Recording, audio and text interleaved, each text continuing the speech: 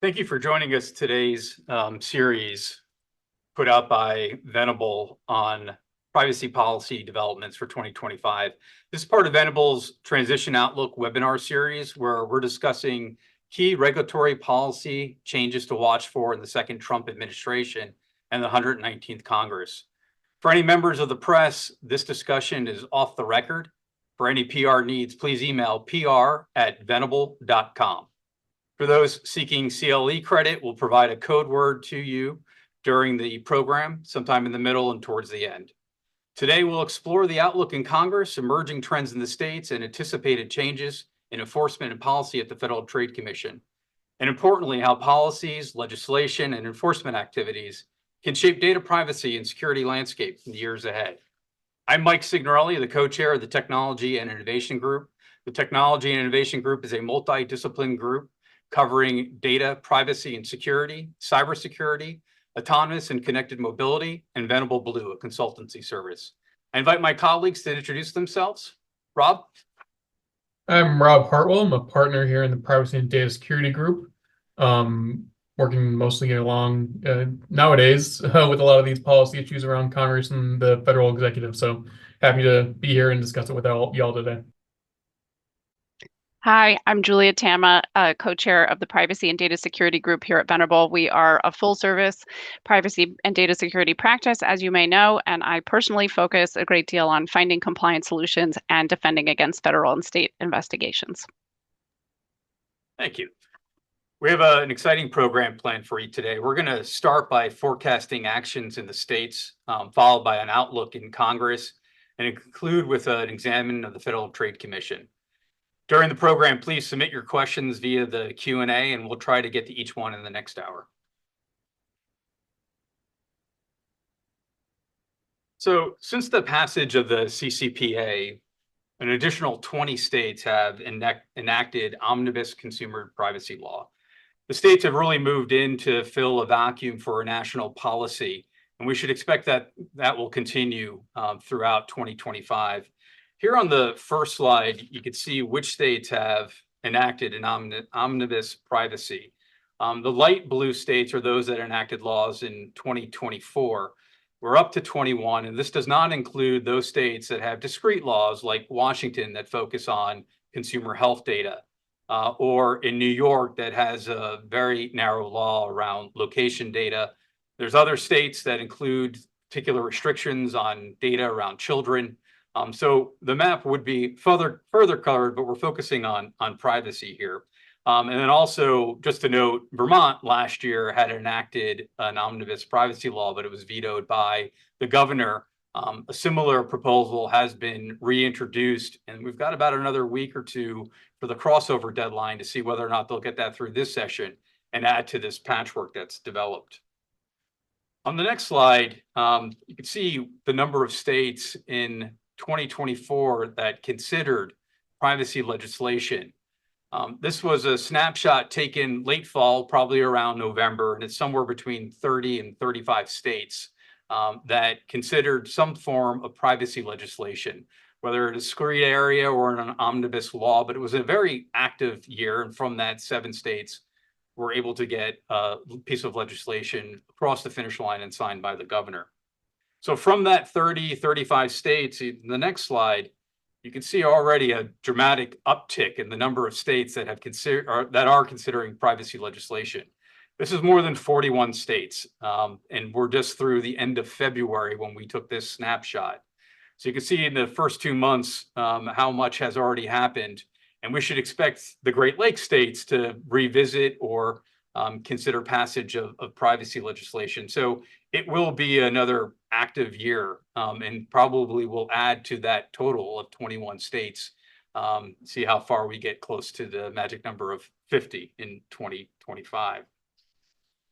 So while there is a lot of activities in the state and it could breed fragmentation, fortunately, there's a lot of commonality that exists from state to state.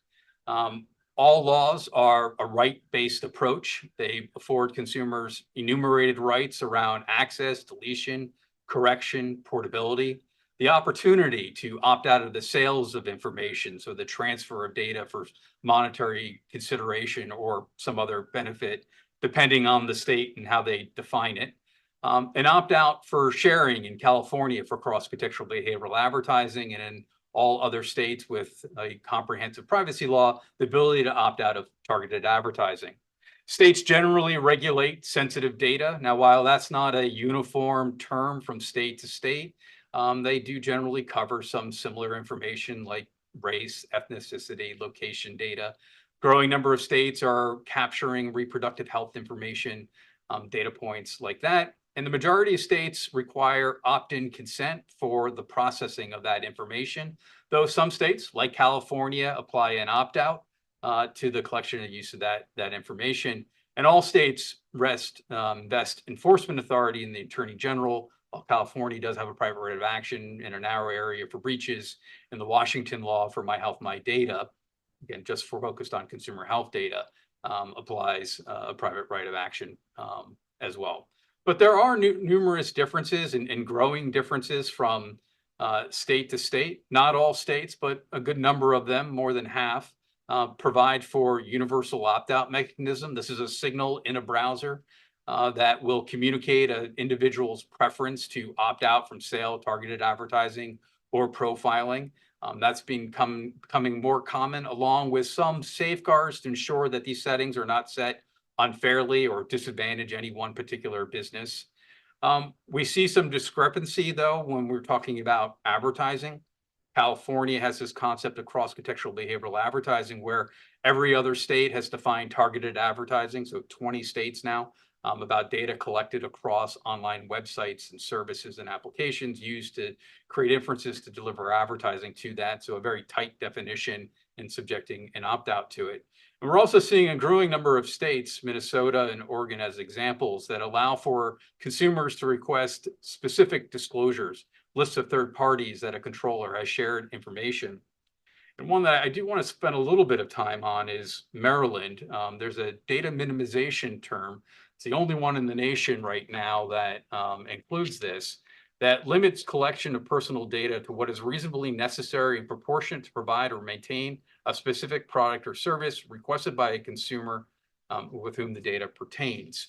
Now, there are other provisions under law that allow for processing of data for purposes that are not related directly to the provision of a product or service, but there is this limiting definition. There's an amendment that was heard yesterday in the House Economic Matters Committee, is HB 1365, that would amend this to match what all other states have done, which is limit collection to what is adequate, relevant, and reasonably necessary for the purposes disclosed in a privacy policy. So trying to harmonize Maryland with all other states that have enacted omnibus privacy. Some emerging trends to keep an eye out for across the states. Touched on a little bit of this already, but it's consumer health data. Washington, Maryland, Connecticut, and Nevada have all adopted some form of consumer health data, though in this case, the definitions matter. In Maryland, Connecticut, and Nevada, it focuses on health data that is used to identify a diagnosis, a present, past, or future condition. So it's not just information that relates to an individual that may identify some sort of medical condition. It has to be used for that purpose, used to identify, where Washington's construction is more broad. And we're seeing other states consider that now, using different terminology. Like in New York, there's a bill, New Mexico, and other states that are considering regulated health information. But we're seeing a growing number of states look to regulate this information. Much of this was in response to the Supreme Court's Dobbs decision, trying to provide more control and protection over reproductive rights. But again, defined very broadly, it's having unintended consequences. We're seeing that in proposals to limit reproductive and sexual health information. There's some bills in Missouri and Virginia. Virginia has passed a bill. It's now been transmitted to the governor for consideration, but it would restrict some very common marketing segments like new parents or presence of children in the family, because it is an indication of someone's reproductive history, the ability to have a pregnancy, and putting limits on what could be the provision of coupons and discounts to new families at grocery stores. So there could have unintended consequences where the focus may be in response to some bigger policy issues happening in our nation. We're also seeing proposals around like cookie consent bills, requiring consent to use cookies unless they're strictly necessary, a term not defined in legislation, so not clear how companies were supposed to conform with these new requirements.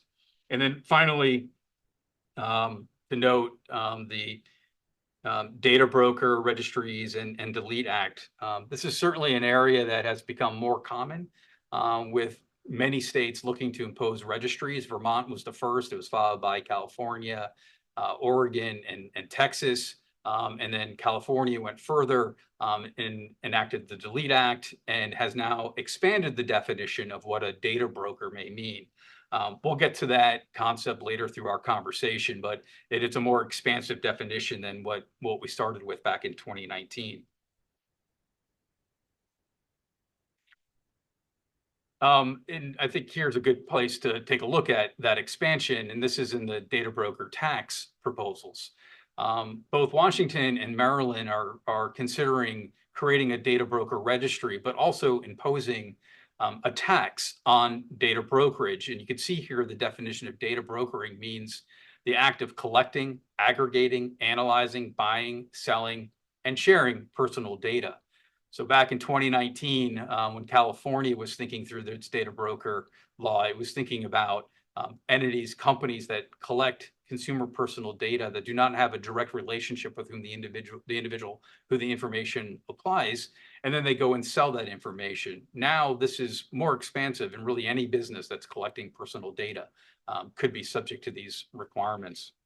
Another new trend this year, California, Illinois, and since we actually put together our slides, we could add Georgia to the mix, considering legislation around surveillance pricing.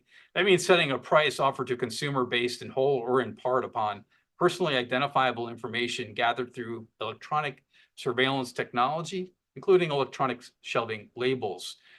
There's no definition in California for setting a price offered. So theoretically, this could cover including offering coupons, or when you go to an online retailer and you're offered a presentation with that 15% off of your next purchase, there's an IP address and web viewing data. That could be personal data that's being used depending on the state to set prices. So again, an idea where you're trying to provide protections, but having unintended consequences. And then to add one more of an emerging trend, putting limits on the use, sale, and sharing of location data. There have been proposals about putting limits on collection of location data for specific locations, like under many of the consumer health laws around collection of data about medical facilities, things like that. Now we're looking at complete bans on collection or sale of location data. Both California and Virginia considered legislation. The measure in Virginia failed to get through this session, but it would have prohibited the sale of location data despite requiring opt-in consent for the collection and processing of that data. On the last slide, just want to touch on some of the enforcement trends, both from the Attorney General and at the agency letter. California has been very active. They've announced a series of priorities that they're going to be focusing on. One, it was a sweep of data brokers, ensuring that they have registered in a timely fashion. Registration was expected the first month of January of this year. And they have brought some enforcement actions already against companies that failed to register, one a California-based data broker, a New York data broker, and a Florida-based data broker, one involving a company that was in bankruptcy. You can see the variation in penalties that were applied, as well as some priorities. They did a sweep around streaming services to make sure that they are having provisioning opt-outs as required under the law. They were focusing on hospitality and loyalty programs, even on dark patterns. They issued a warning there as well. At the same time, in California, the Attorney General has brought a series of enforcement actions and reached settlements with 3 companies, in addition to close to 100 plus enforcement guidance that they've put out about certain closures that they've had. But in 2022, there was an enforcement action involving Sephora where they settled for 1.2 million. This was involving an analytics provider. DoorDash in 2024 settled for under 400,000 for being part of a marketing cooperative and offering the ability to opt out of sale. Tilting Point, again, last year, around 500,000, dealing with allegations related to the collection of children's information and getting the necessary permissions there.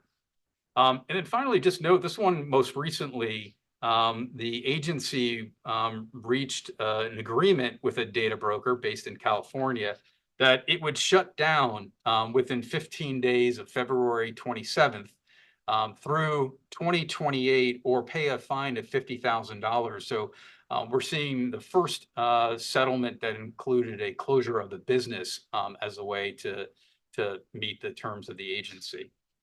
So with that, I'll pass it on to Rob. We'll be back talking about how the states are influencing the debate in Congress and elsewhere. But Rob, please. Thanks, Mike. So now moving to one legislature that is just as well functioning as all the other state ones in Congress. So just to recap where we left the year last year in the last Congress, the APRA was the big move to pass a federal privacy legislation, the American Privacy Rights Act. It was a proposal built on the American Data Privacy Protection Act from the prior Congress, and really was a significant shift away from the rights-based approach that we've seen in the states. The APRA would have set a limitation around 16 data practices that were permitted purposes, prohibiting all other practices in the marketplace. Now, some of those prohibited purposes were reasonable, things like fraud prevention, data security, but there were significant limitations around some kind of everyday uses of data, including advertising, both online and offline. One of the points we raised many times when we were having good conversations with folks on the Hill about this is, as drafted, this might actually kill the post office because postal mail would no longer be approved. So that reason and many others, the bill was pulled from markup in the summer of last year and never brought back up for consideration in the committee in the House. That was a deal made between 3 legislatures, former chair of the House Energy and Commerce Committee, Catherine McMorris Rogers, ranking member Frank Pallone, and then Chair Maria Cantwell in the Senate of the Senate Commerce Committee. We'll talk more about how those personalities have changed and what that means for privacy moving forward, but want to recap there. For ahead with the also kids and teens, COPPA 2.0 and the Kids Online Safety Act, or KOSA, were 2 of the bills that were really championed last year by a lot of folks on the Hill and passed the Senate and installed in the House, mostly because they got wrapped up in the conversation around the APRA. There were kind of discussions around linking them together, moving them as one to try to use the want and desire to address kids' privacy in the national conversation around the APRA. That ultimately failed and stalled it out in the House, but we expect those to come back this year. And in fact, COPPA 2.0 was just introduced yesterday. And then finally, another area that doesn't get as much conversation around the marketplace, but there were some attempts to update sectoral laws. One of those being an update to the GLBA, the Graham-Leach-Bliley Act, which regulates financial institutions. That bill did make its way through the House Financial Services Committee. It was a big part of the then chair's legacy agenda. But it, again, didn't receive a vote in the full House. It would have had some fundamental changes around consent instead of opt-outs for certain uses of data by financial institutions.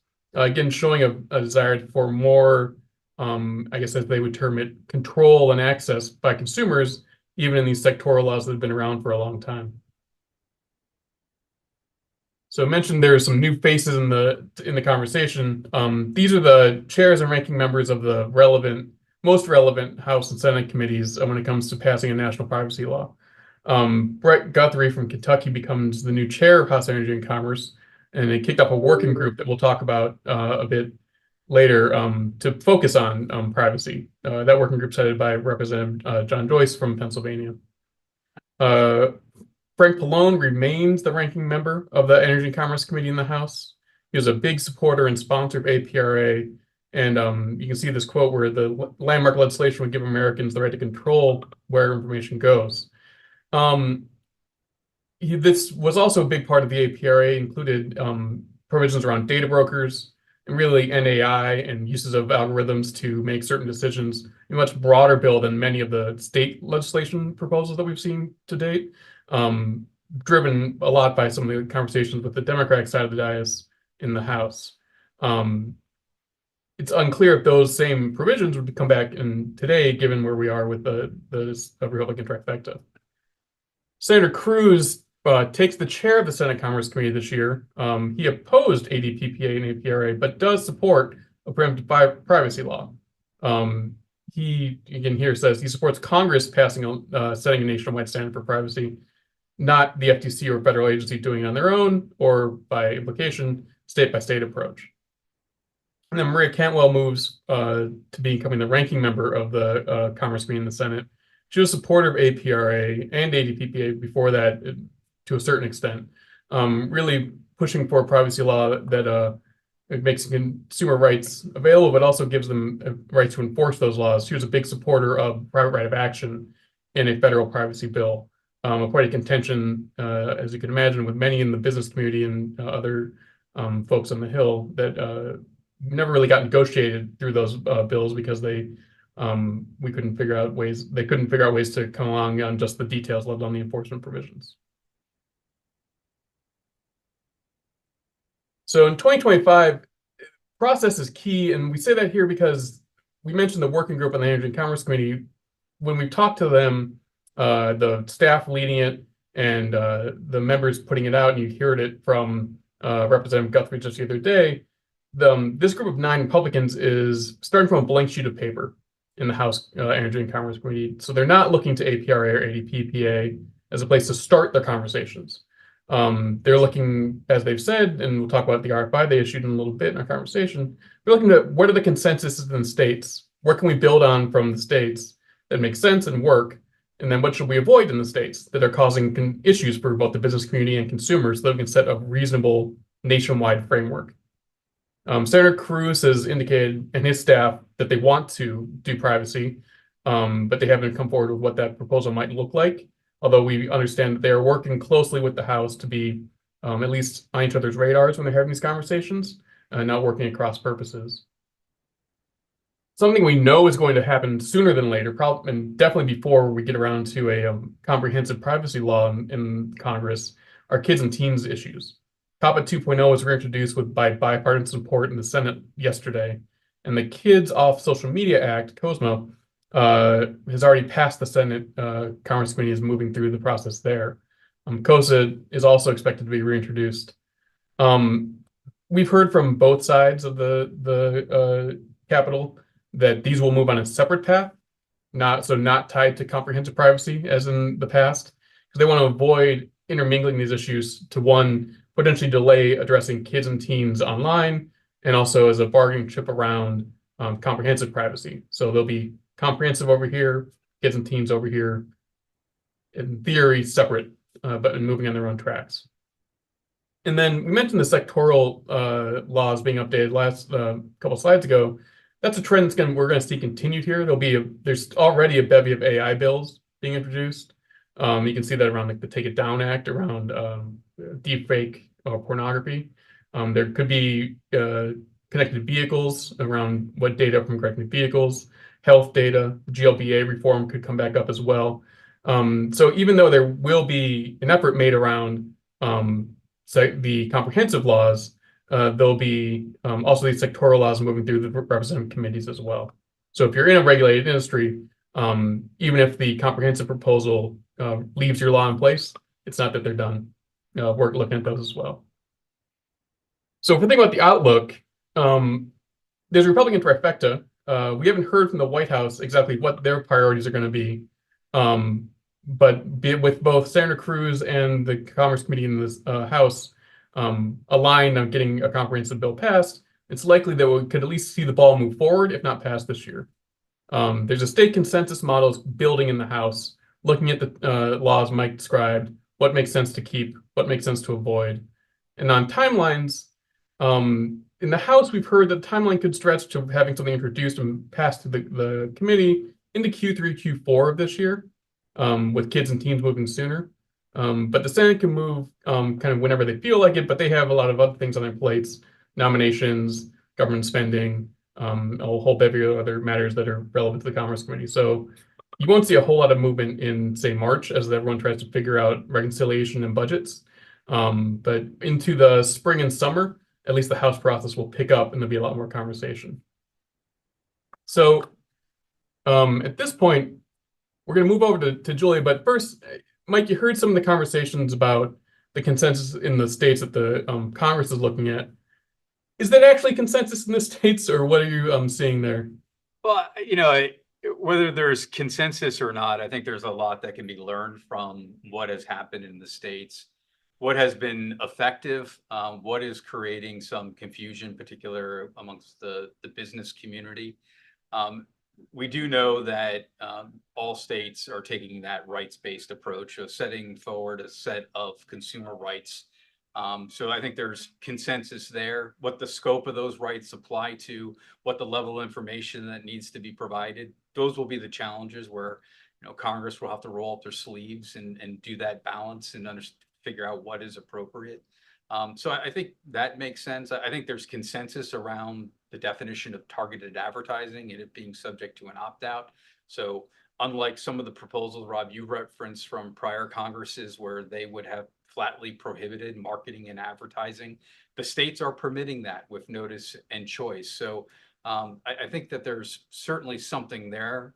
Putting restrictions and identifying 15 enumerated processing activities from now to the end of time, that's a challenge. I think what would be more helpful, and as the states have done, is identify activities that are unreasonable or should be prohibited, and then allowing for the use of data for innovation and benefiting consumers. So you could certainly look at a number of states for that approach. I mean, Virginia is one, Kentucky is one, a lot of states where we're seeing that common thread. We have, I think, appropriately defined the roles of businesses and how modern data practices happen with controllers and processors, rather than trying to force obligations on first parties, businesses as the controller of all things that happen within their domain.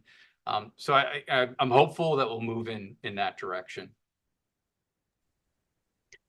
And I'll jump in and ask a question as well before we move forward, which is just big picture. So Rob, you were helpfully talking through just the mechanics of how the stars might align for federal privacy legislation. What's the kind of overall sense of the momentum for a federal privacy bill at this time, given the many other priorities that the Republican trifecta might have? Or do you feel like that's just all up in the air and yet to be determined? Yeah. You can never say what's going to happen in Congress, but I think the sign that the Energy and Commerce Committee is going to devote significant resources of staff time, engagement time, that's very valuable for them to really take a fresh look, do the hard work of legislating, working with stakeholders to create what they say will be a consensus amongst at least the Republican side of the aisle in that committee around what a reasonable position is. If they were just paying lip service to it, I don't think you'd see that kind of effort going into it. So that makes me hopeful that at least in the House, you could potentially see a bill coming out of committee finally. One that's something that hasn't happened the last 4 years when we've been trying to get deal with ADPPA and APRA. As part of that, when you have a Republican in the House pass what would probably be a Republican-focused consensus bill, it puts the Senator Cruz in a position to negotiate in the Senate as well.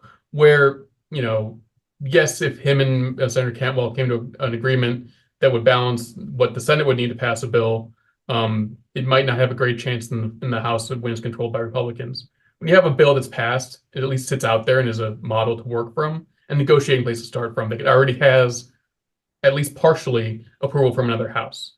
So if all these align this year, there's a good chance we can at least see the ball move forward. And then when you get into end of your spending, other things, bills have a way of making their way through then as well. So I think when you look at it late spring, fall, it's a really good chance to see the move forward. And then you might see momentum build quickly after there's something actually happening in the House.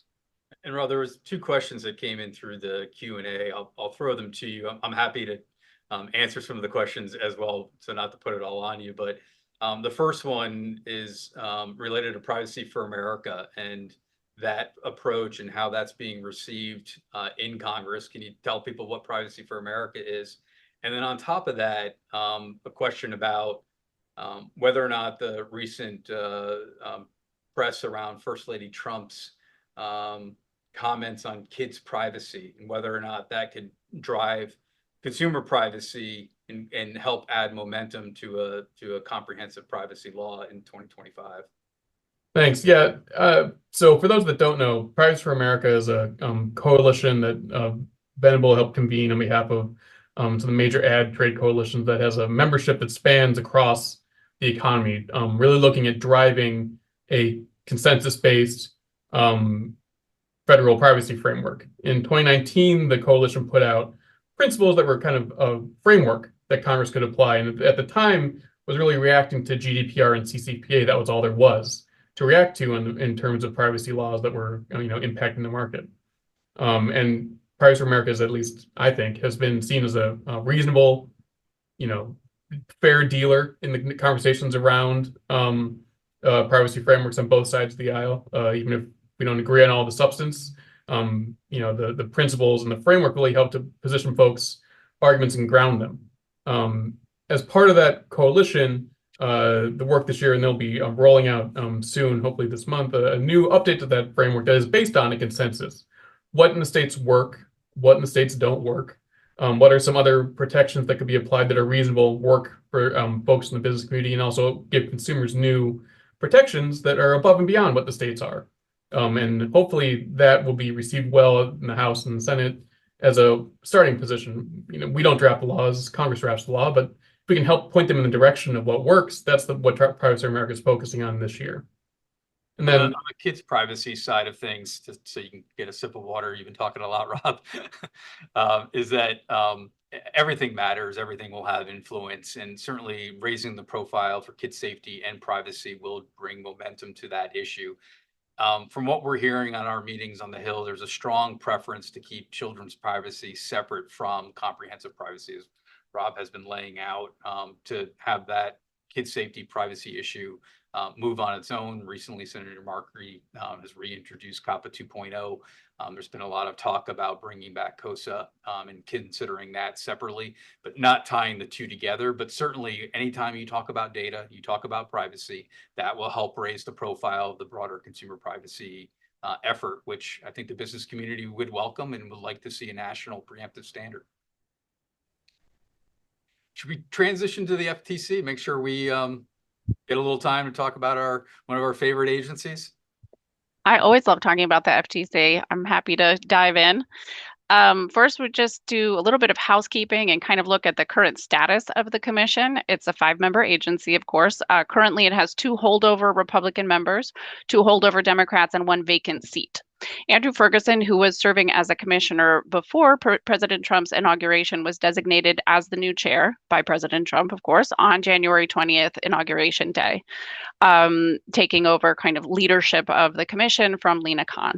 Mark Meador, an antitrust lawyer, has been nominated for the open seat. He had a confirmation hearing, and he's expected to be confirmed, which will bring the commission back up to full strength of 5 commissioners. One interesting dynamic, of course, is how the FTC will fare amidst all the cost cutting that's happening in Washington right now. So far, it has done pretty well. It has not been subject to the major cost cutting that we've seen at other agencies. We've seen press reports of some layoffs of probationary employees, and we've seen some reports that the agency might move its office space. But we haven't seen anything like the actions that have been taken in relation to the Consumer Financial Protection Bureau, for example. The US FTC is continuing to operate, for example, and continuing to operate as a standalone agency. However, it will presumably be impacted by President Trump's moves to consolidate more control over all independent federal agencies.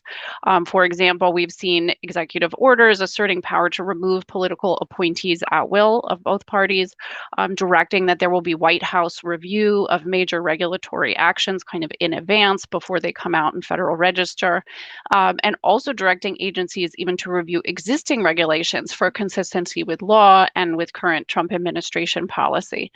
So that kind of, White House oversight of independent agencies is new. We've seen the current chair actually expressing support for some of these changes, and he seems to be aligning fairly closely with President Trump on these issues.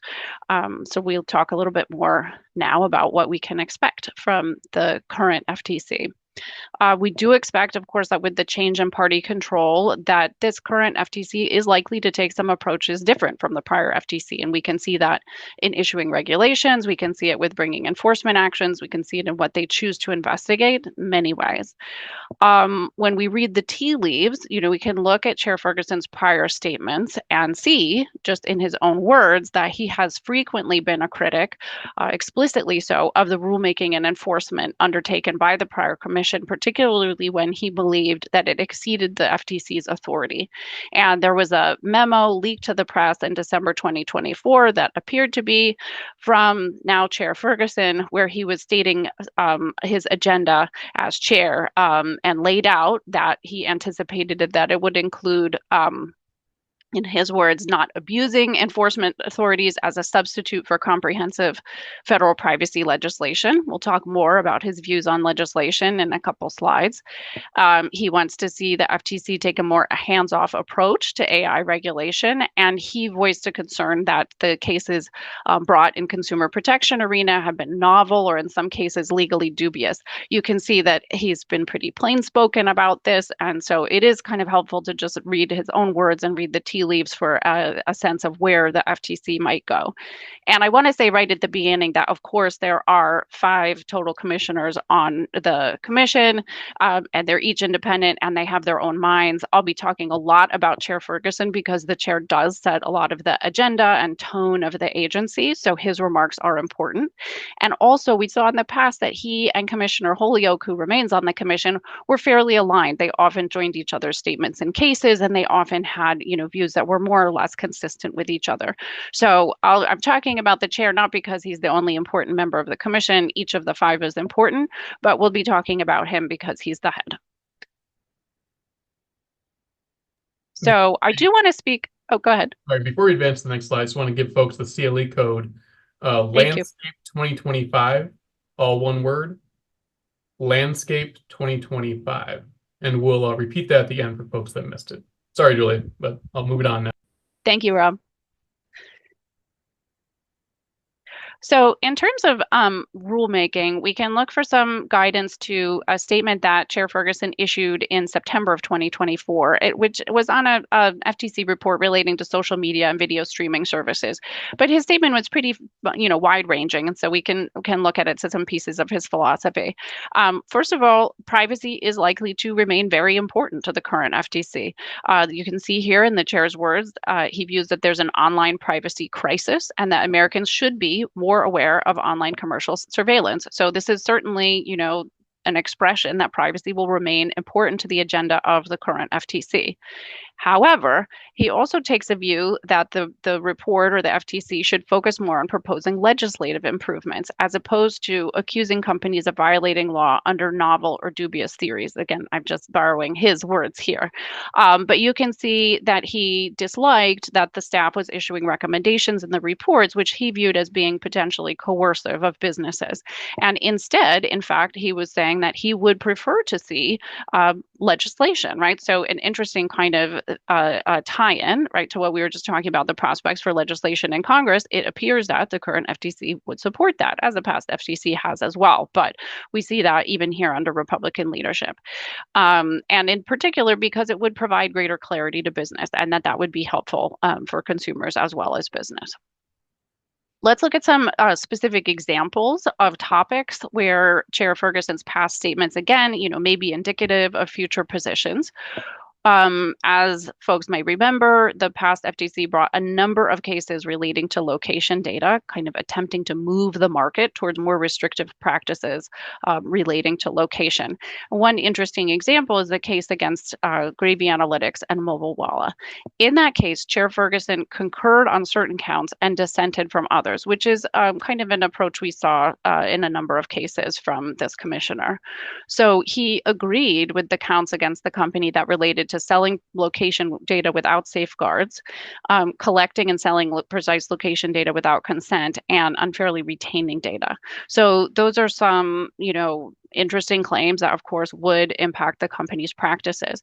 At the same time, though, he dissented from the counts that said that consumers should not be categorized based on sensitive characteristics and that the categorizations should not be sold, which, of course, is also a common practice in the market.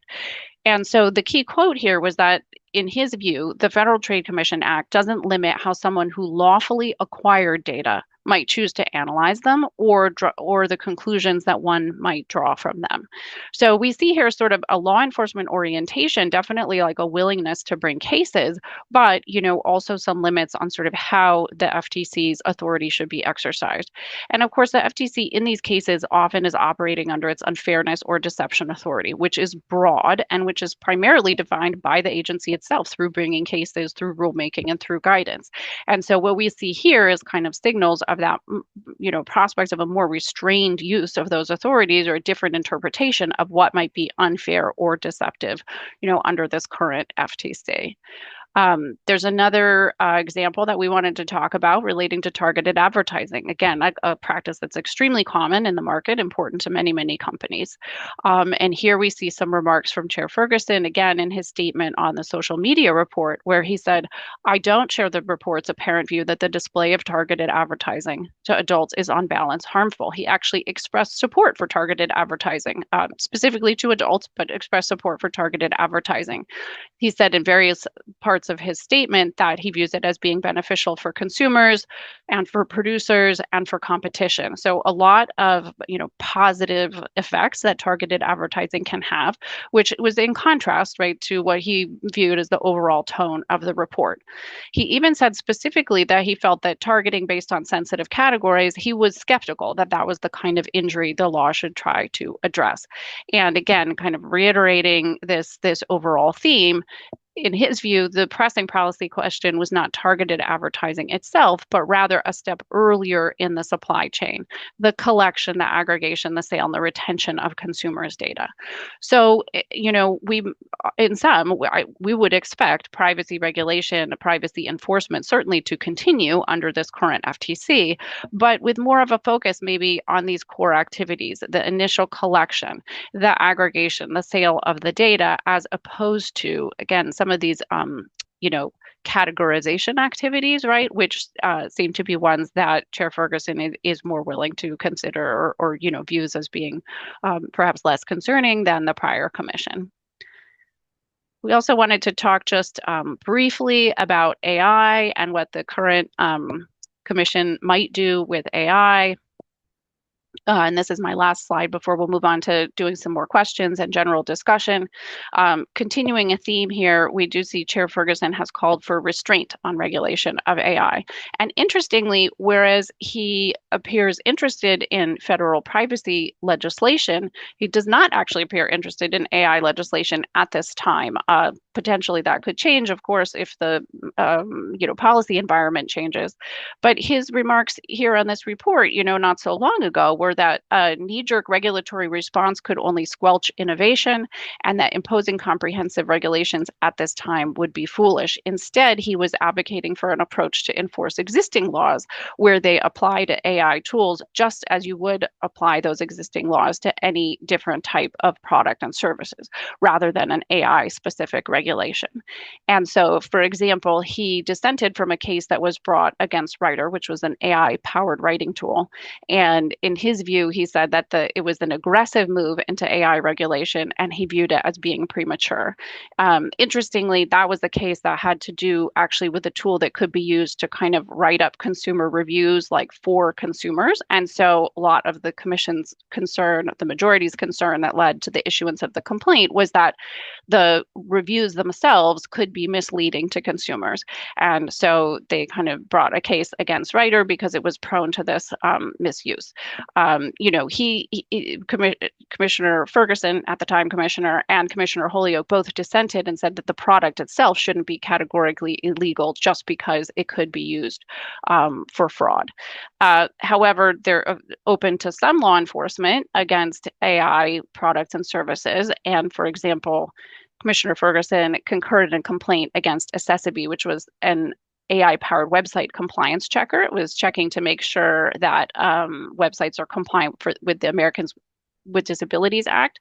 And this was a case really of just sort of, allegedly false advertising, that the product did not perform as intended. And that was the case that Commissioner Ferguson was willing to vote to send out the complaint. So it's not hands off of all AI, but definitely seems to be taking a cautious approach to any kind of new regulation of AI or new regulation that's specific to AI.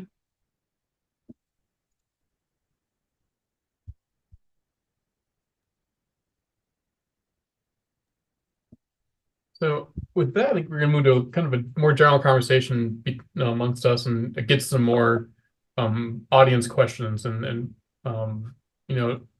Mike, Julia's talked about FTC enforcement may change on the current administration.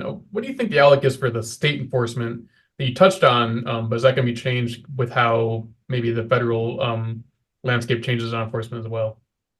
Yeah, I think, focusing on state attorney generals, I would expect that they'll still remain active. Post-election, there was a lot of talk whether blue state governors would fill a perceived void on the consumer protection front or across a whole issue of different interests, national interests. And I don't expect the FTC to disappear and not engage in enforcement actions protecting consumers. We should expect that they'll remain robust. We are seeing both red and blue state governors being very active in bringing suits. Some focus on defending the constitutionality of new laws, others focusing on alleged consumer harm around location data.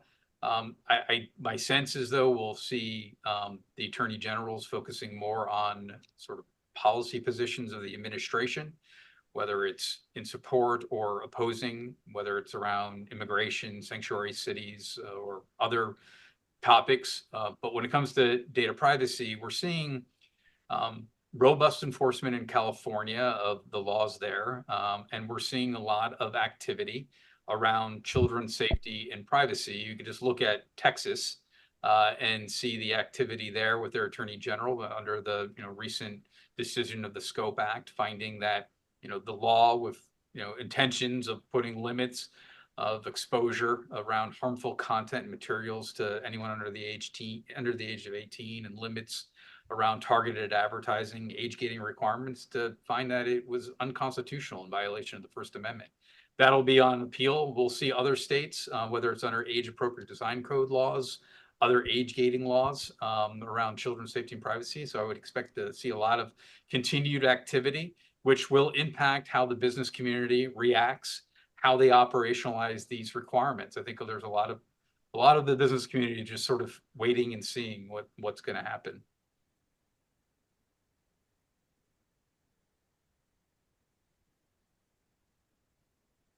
Should we answer a couple of the questions that came in? It might be bouncing around, kind of answering a few things from the audience, but you did take the time to ask, so we should answer.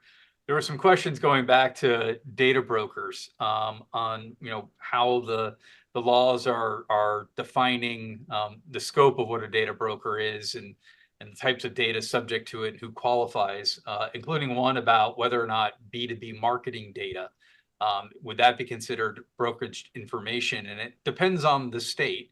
The majority of states and proposals are focusing on consumer personal data.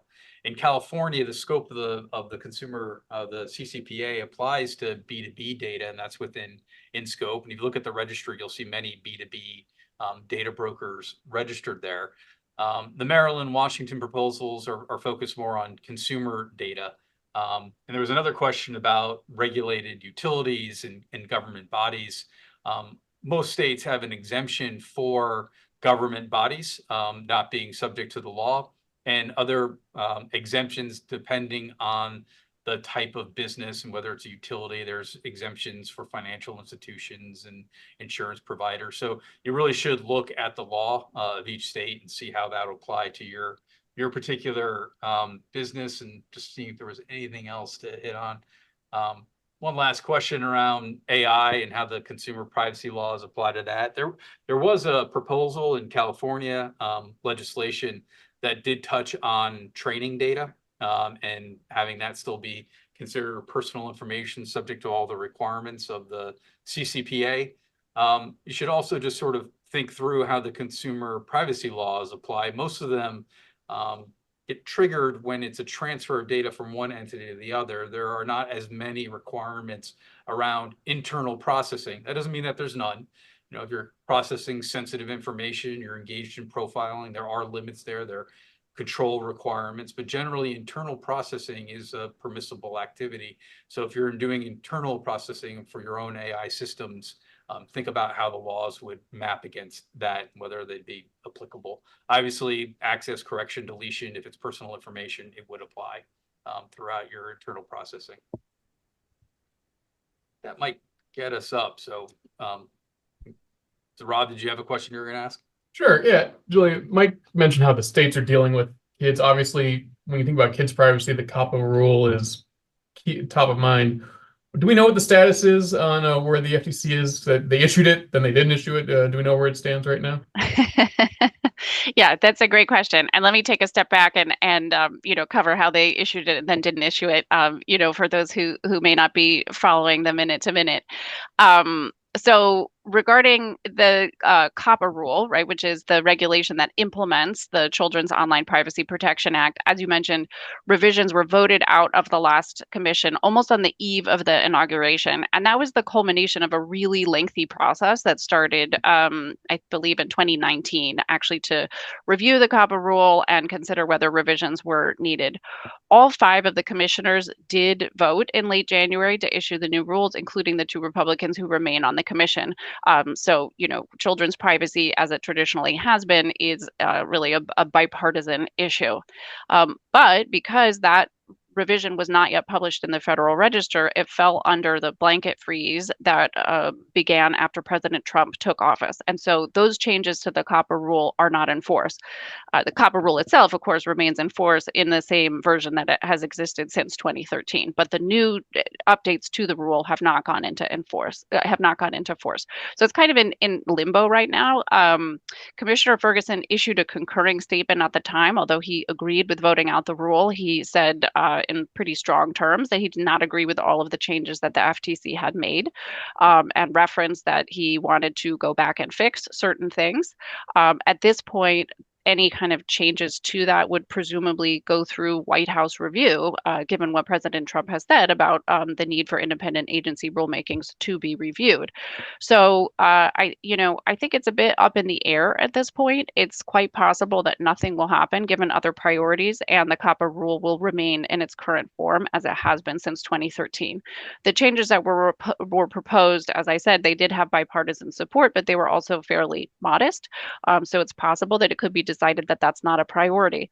By the same token, maybe because they were modest, they'll go ahead and move through, and then we'll have a somewhat revised COPPA rule. We kind of just at this point are in a holding pattern as we wait to see what the Republican leadership in the agency and in the White House will decide to do with that. But big picture, for sure, I think we expect child privacy to continue being a bipartisan issue, one that matters, to the current FTC. I would expect them to continue enforcement of COPPA. And certainly if there are any new child or teen privacy laws that give enforcement authority to the FTC, we would also expect the agency to be active in promoting those.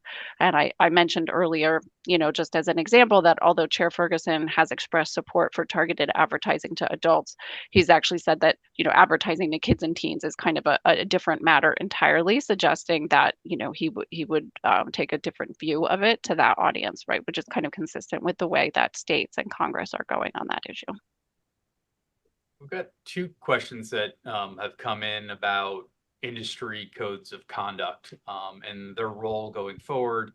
I'm happy to comment on that, but then Rob, I'll ask you how that may play into the RFI process. And if for those that are not familiar with the industry codes of conduct, there are several that many of the advertising trade associations have put in place for responsible marketing, including the Digital Advertising Alliance Association, National Advertisers. Just last week in the Wall Street Journal, it noted that there was an enforcement action under the DAA code, and noted that while there is a 20 some odd states, there are still many states without baseline privacy, and programs like the DAA still ensure that consumers receive transparency and control. So I think as a go forward, there's still a role for self-regulatory programs to help foster responsible practices. But Rob, what role may they play in a national framework? Yeah, it's interesting. When you looked at the ADPPA and the APRA, there was a whole section, including both those laws, that was about creating FTC-approved compliance programs. If you think of it in kind of a co-regulatory stance, or use a term not everyone loves, but a safe harbor, where if a industry group put together an independent body with a code of conduct around specific parts of law, if you are a member of that, it's approved by the FTC, you would have been presumed in compliance with those parts of the law, as long as the program, continued to let you be a member.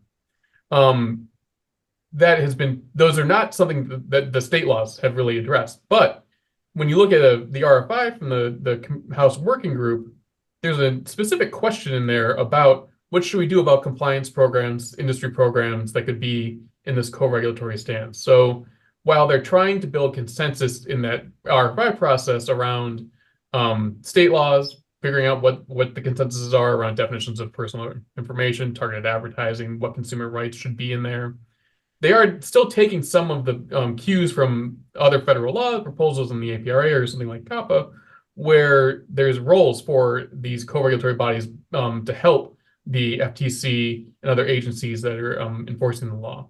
So even going forward, while something like the DA is filling a gap in states without privacy programs, the Congress is at least looking that there might be roles for those types of bodies going forward to help the FTC, states attorneys general, enforce a federal privacy law. So it's not that the national law to fill the gaps would end those programs. It could potentially put them in a position to really be a resource for the business community to meet their compliance under those laws. And that's one of the questions, again, that's in the RFI that's going to be wrapping up around April 7th is the deadline for any comments there. Did we miss any questions? I think we got all the ones that were submitted. Final 30 seconds. What's more likely to happen? 50 different state privacy laws or a national preemptive standard? National preemptive standard every time. We got a few more years before we hit 50, I think. So, Julia? What do you think? Spoken like an optimist. Yes, let's be hopeful.